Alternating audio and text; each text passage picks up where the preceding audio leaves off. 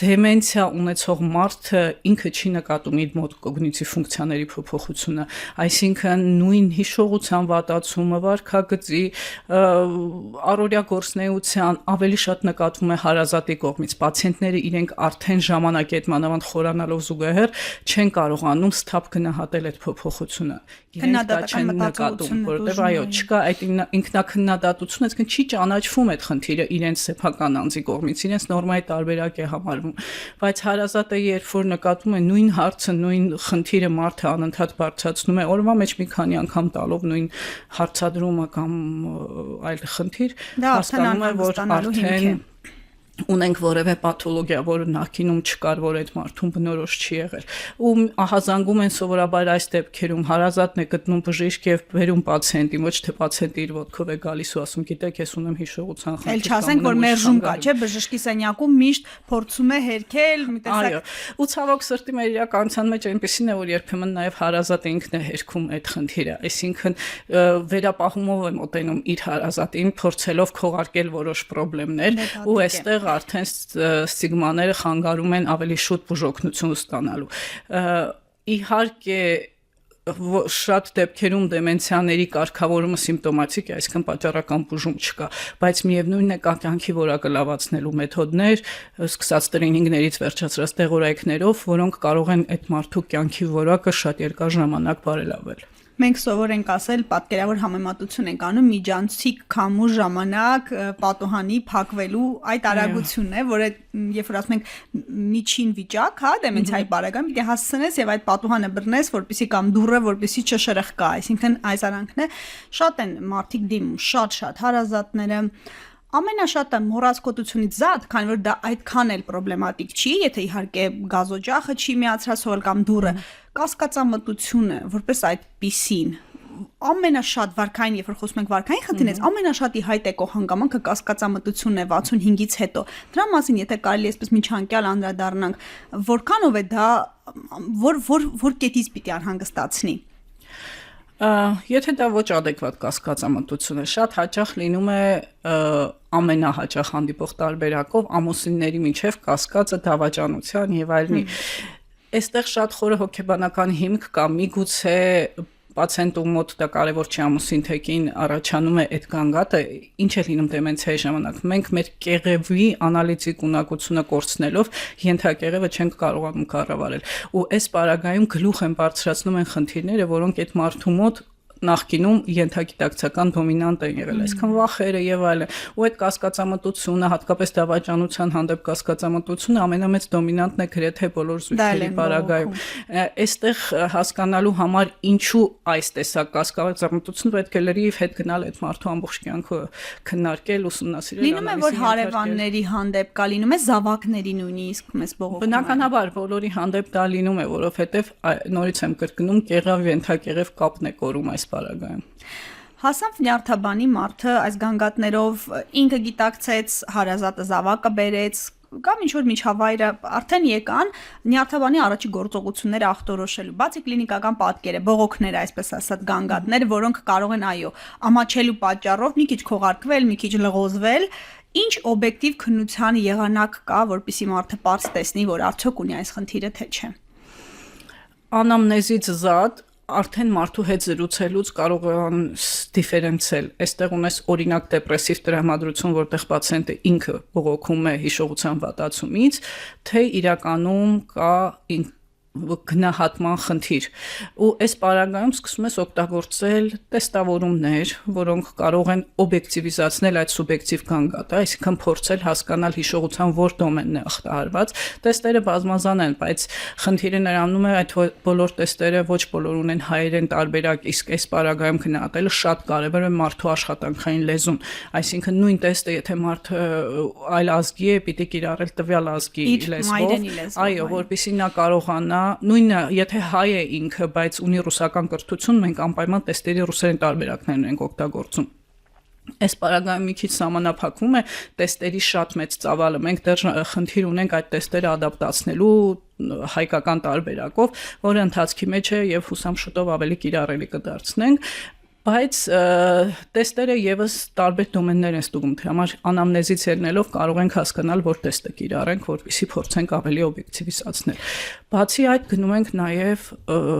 նեյրովիզուալիզացիայի, այսինքն գլխուղեղի MRT հետազոտություն հասկանանք գլխի որ հատվածներն են ատրոֆիայի ենթարկված, եթե ենթարկված են ու այս պարագայում կարողանանք հասկանալ, որ դեմենցիայի հետ ավելի գործում ենք, որովհետեւ դեմենցիաների տեսակների ժամանակ տարբեր են նաեւ գլխուղեղի պատկերները, ոչ միայն ատրոֆիա, այլ նաեւ կան ծավալային գոյացություններ, անոթային խնդիրներ, որոնք եւս դեմենցիայի պատճառ կարող են հանդիսանալ։ Ու այս ամեն ինչը իրար հետ պիտի համադրենք։ Նաեւ որոշ անալիզներով շղթում ենք այլ ռիսկի գործոններ, բայց չենք դնում ախտորոշում։ Նույնիսկ եթե տարիքը երբեմն մինչև 65 է, այսինքն պրեսինիլ դեմենցիայի հետ գործ ունենք, մենք պարտադիր ողնուղեղային հեղուկի հետազոտություններ ենք անում շղթելու համար ինֆեկցիաները, աուտոիմուն պրոցեսները, որոնք եւս հիշողության կամ այլ կոգնիտիվ խանգարումների կարող են բերել։ Ինչ հետաքրքիր բազմաշերտ է բժշկի տեսակետից եւ մարդիկ ինչ սահմանափակ պատկերացումներ ունեն այս ամենի վերաբերյալ։ Այստեղ մի հարց, բժշկի սենյակում շատ հաճախ մարդիկ կարող են հաջողությամբ լավ ներկայանալ։ Նույն այդ տեստերին կարող են եւ պատասխանել լավ, բայց շփոթմունք արդյոք ձեզ դժվար չի լինում այդ դեպքում, այսինքն զտել այդ ներկայանալի վարքագիծը եւ հավատալ տեստերը անելուց այդքան շատ վարքագծի խնդիր չի, ավելի շատ գիտելիքի խնդիր է կամ ճանաչողության խնդիր է, որովհետեւ այ օրինակ ինչպես ենք մենք կողքից արդեն հերվից հասկանում մարդու մոտ ավելի շատ դեպրեսիա է, որը բերում է այդ կոգնիտիվների թե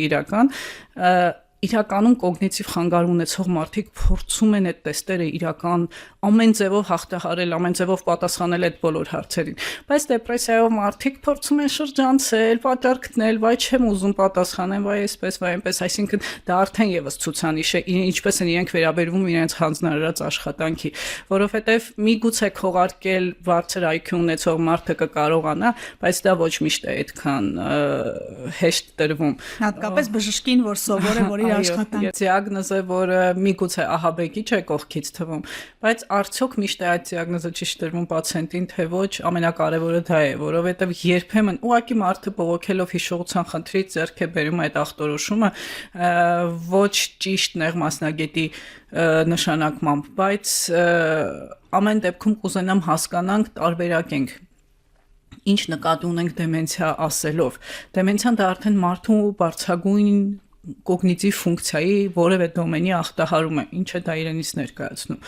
Մենք որպես բարձրագույն ֆունկցիա ունեցող արարած այս երկրագնդի վրա ի տարբերություն մյուս կենդանի օրգանիզմների ունենք առանձնահատկություն ֆունկցիայի տեսանկյունից, որը կոչվում է բարձրագույն կոգնիտիվ ֆունկցիա։ Իր մեջ ներառելով ուշադրություն, կենտրոնացում, հիշողություն, սոցիալական ադապտացիա, կատարողական ֆունկցիա, այսինքն անալիզ անելու ունակություն, սովորելուց ձեռք բերած ինֆորմացիան կիրառելու ունակություն, որոշումներ կայացնելու, խնդիրներ լուծելու, այս բոլորը իրենց մեջ մեր ձևավորված խոսքը եւս իր հերթին գրելու ենք գրելու, կարդալու կարողություն, այսինքն մեր բոլոր այս տեսակ ունակությունները, որոնք մեր առօրյայի բաղադրիչ են, միասին դրանք կոչվում են իրար հետ կոգնիտիվ ֆունկցիա։ Եվ եթե դրանցից որևէ մեկի, որևէ դոմենի ախտահարում ենք ունենում, մենք կարող ենք դնել այսպես կոչված դեմենցիա ախտորոշումը։ Լայն տերմինով, շատ լայն տերմինով, որովհետեւ Դու չես կարող մարդուն, ասենք, որը չուներ բազիսնի գրել կամ կարդալու ունակություն, հաշվելու ունակություն, կամ ի սկզբանե հիշողության որևէ հատված էր ախտահարված, ու հետո տարիքի հետ զուգահեռ այդ նույն հատվածը ախտահարված է, դու տնես ախտորոշում դեմենցիա, ոչ, միշտ պիտի համեմատենք սկզբնական վիճակի հետ, այսինքն ինչ ենք ունեցել ի սկզբանե ու հիմա ինչ ունենք 65 պլյուսում կամ որևէ ուրիշ տարիքում, որտեղ կան նաև վաղ դեմենցիայի տարբերակներ, որpիսի մենք կարողանանք այդ ախտորոշումը դնել։ Այսինքն շատ կարևոր է եւ բժշկի հմտությունը եւ համապատասխանել այն կրիտերիաներին, որոնցով տրվում է այդ դեմենցիա ախտորոշումը։ Շատ հետաքրքրական բան ասեցիք։ Ախտորոշման եղանակների մասով մասնագետի մասին շատ ենք խոսել, թե ով է ախտորոշում դեմենցիան, արդեն ասել ենք մարդկանց, եւս մեկ անգամ հիշեցնեմ, որ գնան դիմեն իրենց տեղամասային բժշկին, ընտանեկան բժշկին, եթե ունեն գանգատներ, իրենց կողորթեն նյարդաբանի մոտ, այս օղակից արդեն դուք ասեք, թե ով է ախտորոշում եւ ինչ գանգատների դեպքում մարդիկ գնան դիմեն բժշկի։ Ամենաակնհայտ գանգատը, որը միշտ կողքից նկատելի է դառնում ու ահաբեկում է, թե ավելի շատ հարազատին, թե իր ընկերներին, շրջապատին, դա հիշողության եւ վարքագծի փոփոխություններն են, որոնք այդ մարդուն բնորոշ չեն եղել նախկինում, բայց երբեմն դա շատ ուշ է նկատվում, որովհետեւ կա այսպես կոչված մեղմ կոգնիտիվ խանգարման փուլ, երբ որ չկա ակնհայտ դեմենցիայի նշաններ, բայց կան մինիմալ փոփոխություններ, որոնք մարդու կյանքի որակի վրա այդպես չեն ազդում, այսինքն նա իր առօրյա գործունեությամբ շարունակում է զբաղվել ու նա մանավանդ երբ որ դա 65+ տարիքում է, բոլորն են ասում են, դե տարիքային փոփոխություն է, ոչինչ, մի քիչ որ հիշողությունը այսպես չի, այնպես չի, բայց այդ փաստի վրա էլ եմ ուզում շեշտադրում անել, տարիք չի նշանակում ունենալ դեմենցիա, դրանք իրանք հավասարազոր գաղափարներ չեն, տարիքի հետ ռիսկն է բարձրանում, բայց դա չի նշանակում, որ պարտադիր տարիքով մարդը պիտի ունենա դեմենցիա, որովհետև մենք շատ հաճախ դրանք շփոթում ենք իրար հետ ու ոչ ճիշտ, ոչ adekvat վերաբերմունք ենք դրսևորում կողքինի հանդեպ։